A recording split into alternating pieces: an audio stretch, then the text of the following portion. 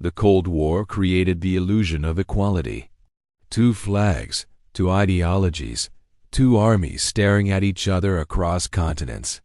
But that illusion collapsed the moment technology was tested instead of proclaimed. When performance replaced propaganda, the balance disappeared. The United States did not merely compete with its adversaries. It established a level they were forced to acknowledge in silence. American power during the Cold War was not loud, desperate, or reactive. It was calm, deliberate, and humiliatingly effective. While others measured strength in slogans and numbers, the United States measured it in results that could not be argued away. For the American public, this superiority was not accidental. It was the product of a culture that treated engineering as strategy and discipline as power. Every weapon was designed with the assumption that the soldier carrying it would not rely on luck or mass sacrifice. He would rely on reach, precision, and control. This mindset created a gap that the Soviet Union never truly closed, no matter how many parades it staged or how many rifles it produced. Moscow believed it had solved infantry warfare with simplicity. The AK-47 and the AKM were celebrated as symbols of rugged genius. Cheap, durable, and easy to manufacture, they fit perfectly into a doctrine that viewed soldiers as expendable units and victory as a function of volume. Soviet confidence rested on one assumption, that in real war, chaos would erase technological advantages. That assumption was wrong, and the Americans exposed it with precision. The weapon that made this exposure unavoidable was the M14 Unlike the AK, the M14 was never meant to flood the battlefield with noise. It was designed to dominate distance. Chambered in 7.62 times 51 mm NATO, it delivered superior velocity, stability, and accuracy at ranges the Soviet rifles simply could not control. This was not theory. It was not preference. It was physics applied through American engineering and reinforced by disciplined training. When Soviet military analysts began reviewing engagement data and intelligence reports involving American units, the humiliation was immediate and undeniable. American soldiers were firing first, hitting first, dictating the terms of contact before Soviet troops could even respond effectively. AK-armed units were forced to advance under fire, absorbing casualties while still outside their own effective range. This was not bravery versus cowardice. It was dominance versus exposure. The battlefield hierarchy was established before the fight properly began. For a military culture built on the myth of overwhelming mass, this was a psychological fracture. Soviet doctrine assumed that once contact was made, both sides would bleed equally. The M14 shattered that assumption. It introduced an asymmetry the Red Army could not ignore and could not quickly fix. Distance became authority, precision became power. And the side that controlled both decided the encounter without debate. What deepened the humiliation was the absence of denial. The AK was not failing mechanically. It was doing exactly what it had been designed to do. The problem was more severe. Its design philosophy belonged to an older understanding of war. The United States had moved on. It had built not just a better rifle, but a better way of fighting, where technology reduced uncertainty and punished anyone still relying on numerical sacrifice. Inside Soviet command structures, this realization produced no speeches, no acknowledgments, no public reckoning. Only quiet meetings, revised calculations, and the uncomfortable recognition that American infantry doctrine operated on a level the Soviet system could not immediately match. This was humiliation without spectacle, defeat without announcement, the most damaging kind. The M14 did not defeat the AK in propaganda films or ideological debates. It defeated it in the only arena that mattered: controlled, repeatable performance. And in doing so, it delivered a message Moscow understood perfectly well, but never dared to say aloud. When technology is sovereign, numbers kneel. And during that phase of the Cold War, American technology did not ask permission. It imposed reality. What made the gap between the two sides even more painful for Moscow was that it could not be closed by slogans, urgency, or political pressure. The American advantage was not isolated to a single piece of equipment. It was embedded in the entire structure surrounding it. The rifle was only the most visible symptom. Behind it stood training doctrines that treated marksmanship as a discipline rather than a suggestion, logistic systems that ensured consistency instead of improvisation, and command philosophies that rewarded clarity over blind aggression. The United States did not ask its soldiers to compensate for limitations. It removed those limitations before the soldier ever entered the field. Soviet infantry doctrine, by contrast, was built around endurance and sacrifice. The assumption was that any technological gap could be erased by courage, proximity, and persistence. This belief had worked in earlier wars, where distances collapsed quickly and survival depended on numbers pressing forward regardless of losses. But the American system, embodied by the M14, was specifically designed to prevent that collapse. It denied proximity. It punished movement. It forced exposure. Soviet troops advancing under fire were not simply outgunned. They were being managed, shaped, and neutralized by a force that had already calculated the outcome. This was not a matter of individual heroism. It was systemic dominance. American soldiers were trained to identify, range, and engage deliberately, not emotionally. The M14 rewarded that discipline. Its accuracy was not forgiving. It was demanding. But in the hands of a trained soldier, it transformed distance into a shield and precision into authority. Every successful long-range engagement reinforced the same message to Soviet observers. The Americans were not reacting. They were dictating. Attempts to rationalize the disparity quickly fell apart. Soviet analysts could not dismiss the data as coincidence or isolated incidents. Engagement after engagement showed the same pattern.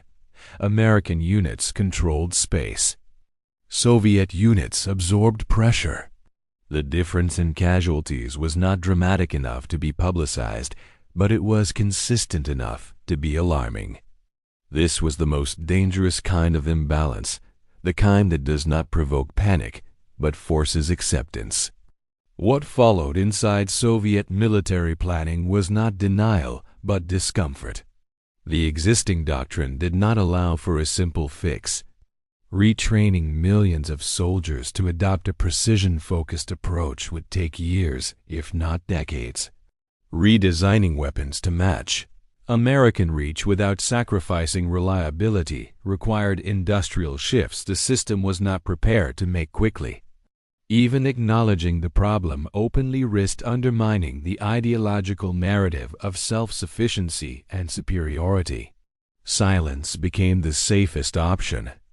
Meanwhile, the American system continued to evolve without urgency or desperation. That calm progression was itself a form of dominance. The United States could afford to refine, replace, and improve at its own pace because it was already ahead. The M14 was not treated as an end state, but as a step in a continuous process. This mindset was foreign to Soviet planning, which relied heavily on long service lives and doctrinal rigidity. The Americans moved forward while others argued about whether change was even necessary. For Soviet officers studying these developments, the humiliation was not emotional, it was professional. They understood exactly what they were seeing. A rival that did not merely build weapons, but built frameworks that made those weapons decisive. A military culture that reduced uncertainty instead of accepting it. A system that punished outdated thinking without ever needing to announce its superiority. The most telling aspect of this imbalance was how quietly it asserted itself. There were no declarations of victory, no public comparisons, no need to embarrass the opponent openly. The reality imposed itself naturally.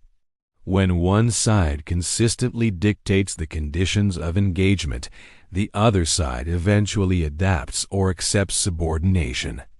In this case, adaptation came slowly and reluctantly, driven not by innovation but by necessity.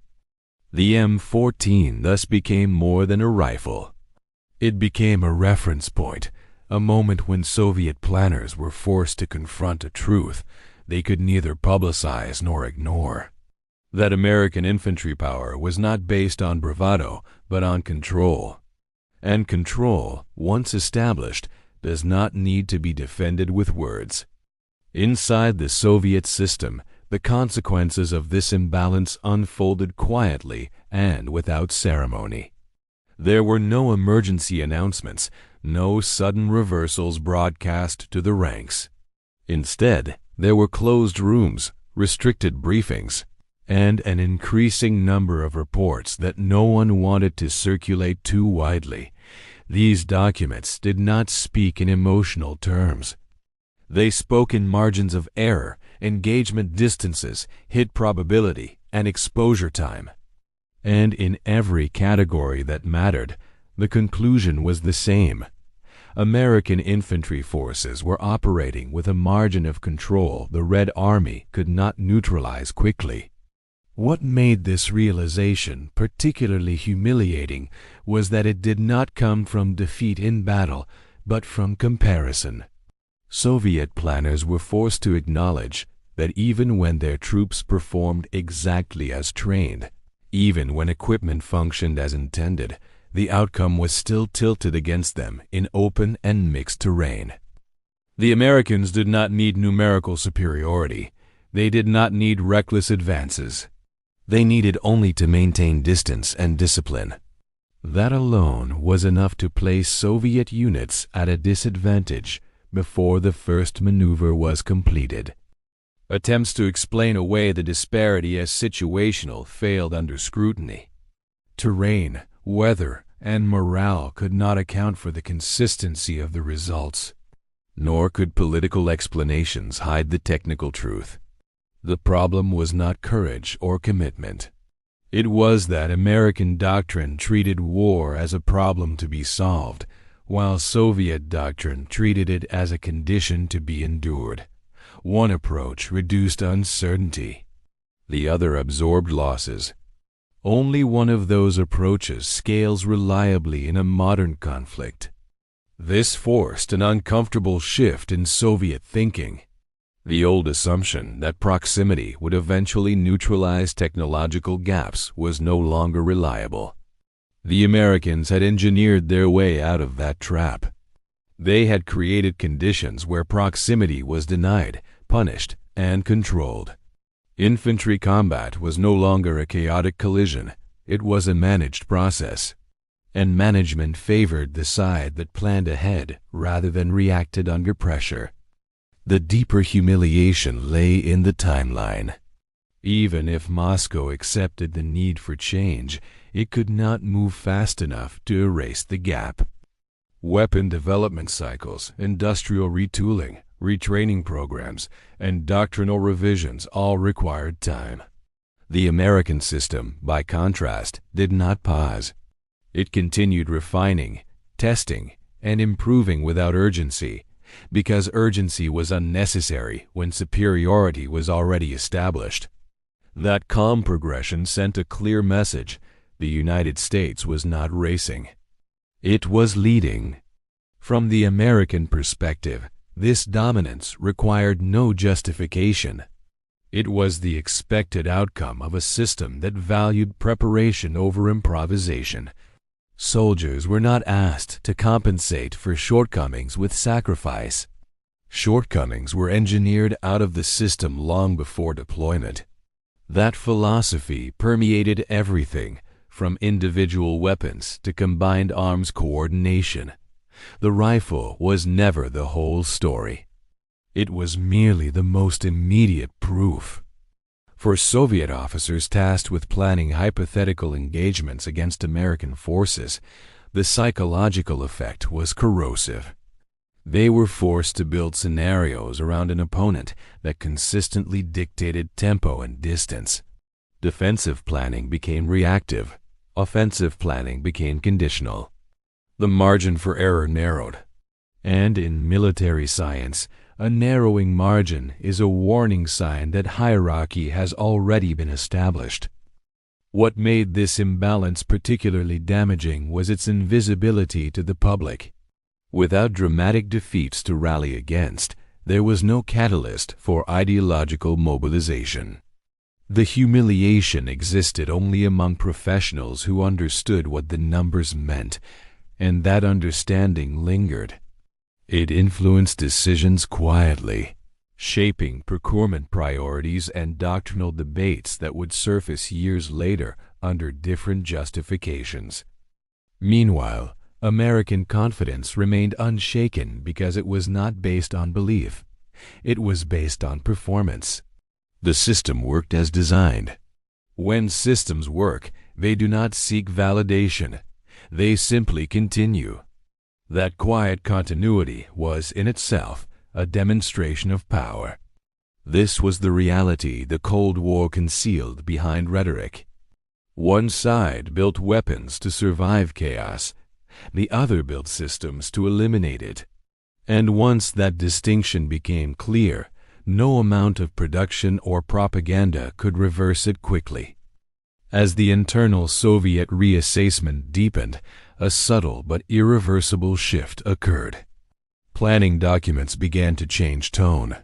Where earlier assumptions had treated American forces as an equal opponent constrained by similar limitations, newer analyses approached them as a force that imposed conditions rather than reacted to them. This distinction mattered.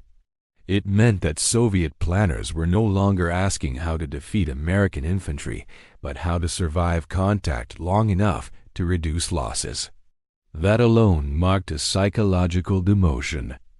The Americans, meanwhile, never acknowledged this shift because they did not need to.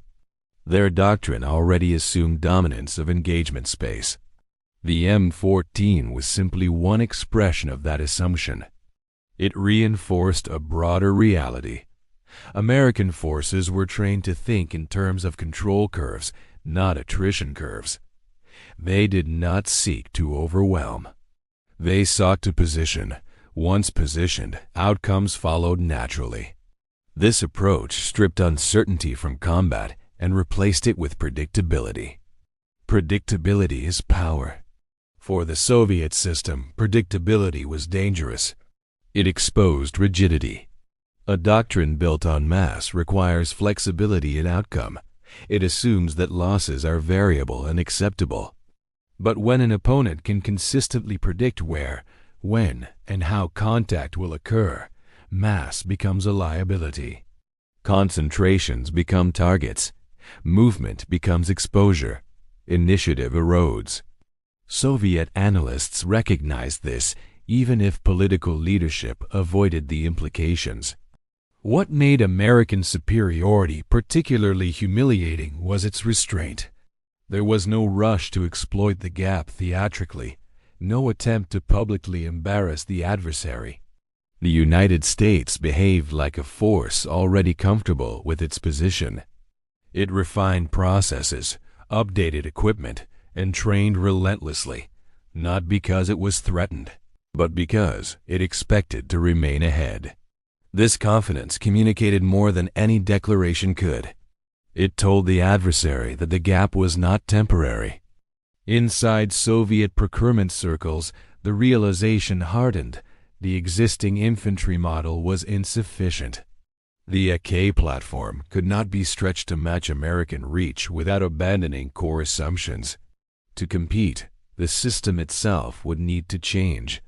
That realization was not framed as admiration. It was framed as necessity. And necessity is the language of subordination. This was the moment when imitation replaced innovation. Not openly, not proudly, but methodically. Smaller calibers, flatter trajectories, reduced recoil, greater controllability concepts long integrated into American thinking were suddenly reframed as Soviet discoveries. But professionals on both sides understood the sequence. The Americans had led. The Soviets were reacting. Reaction is not parody. It is acknowledgement. The humiliation was compounded by time. Even as Moscow began adjusting its priorities, the Americans had already moved on to the next phase of refinement. The M14 was never treated as sacred or final. It was evaluated, challenged, and eventually superseded without panic or ideological attachment. This fluidity contrasted sharply with Soviet attachment to legacy solutions. Where the American system treated change as normal, the Soviet system treated it as disruptive. That difference alone ensured that any attempt to close the gap would lag behind. For American soldiers, none of this required explanation. They trained with the expectation that their equipment would give them space, time, and options. That expectation shaped behavior. Confidence followed naturally. When confidence is rooted in capability, it does not manifest as arrogance. It manifests as calm execution. And calm execution is deeply unsettling to an opponent accustomed to chaos. By this stage of the Cold War, the hierarchy was no longer theoretical. It was embedded in planning assumptions, training priorities, and risk calculations. The United States dictated standards. Others measured themselves against them. This is the quiet reality of technological sovereignty. It does not announce itself. It forces alignment. The M14, in this context, stands as a marker of when that sovereignty became undeniable at the most basic level of warfare. It represented a moment when Soviet confidence was not shattered by defeat, but eroded by comprehension. The kind of comprehension that leaves no room for denial, only adjustment. And adjustment, when driven by the need to catch up rather than to lead, is the clearest indicator of who truly controls the trajectory of power.